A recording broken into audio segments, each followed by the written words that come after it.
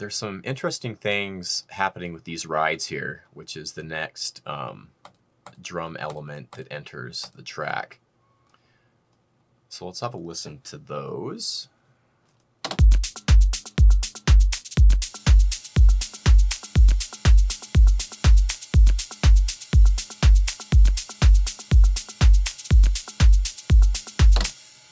So these are a very important element in this track, I think.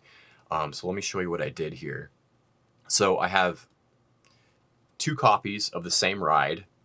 On this one, I panned it over to the left a little bit, and I just, there was some unnecessary low end here. Let's just mute the right side for a second. And cleaned up some resonating frequencies that were a little bit unpleasant. And on this one, what I did was I just gave it this this ambience plate reverb, and I set the mix quite high, 50%, and then gave it a little bit of a just standard side chain. On the right side, what I did, this is the same, just a copy of the same ride, pretty much the same EQ, it looks like, a little bit different actually. So I EQ'd it slightly different. This one's panned over a little bit more to the right, and if I can get these out of the way. And I also gave it the same ambience plate reverb, but it's mixed higher. So the other one was at 50%, this one's at 67. My thought was to kind of offset these. So the more reverb you have on something, the further back in the mix it's going to appear. So the ride on the left is going to appear a little bit closer, and it's not panned quite as hard to the left. And the ride on the right is going to be slightly more panned and a little bit more pushed back, just to kind of create that separation and enhance the depth of the track. So I followed this with this driver plugin from Native Instruments, and that's just giving it a little extra, grit and texture compared to the other one. Again, kind of even greatly accentuating the separation between those two. And then instead of giving this one a standard side chain like I did on the left side, I just gave it this little ramp curve. So over 3/4 of a bar, and because it's not a 1-bar loop or a half-bar loop or a standard time setting, because it's over 3/4 of a bar, it kind of gives this slight little ramp in volume over, the 3/4 of a bar, which I think really adds to,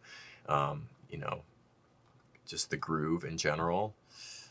So let's listen to that.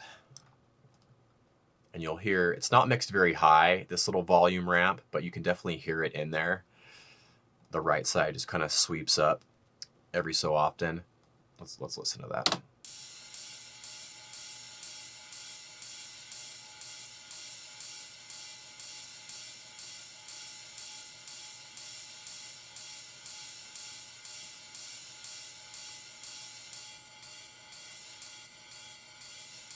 Yeah.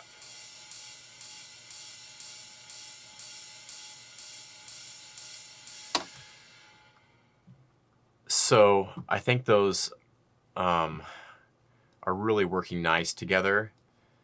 And then another thing that I did here, which really helps build the tension and energy in this track, was I just took the left ride that's panned to the left, and I pitched that one up, I think 2 semitones. Let's have a look at that.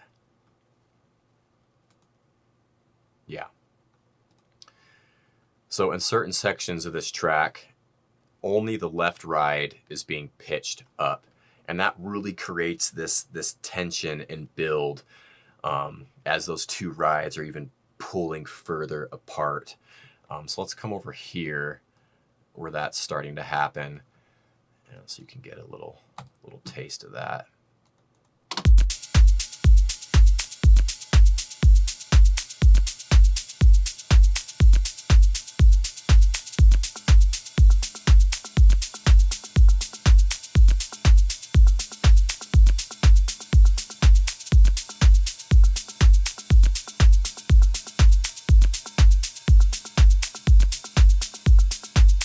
So you can hear there.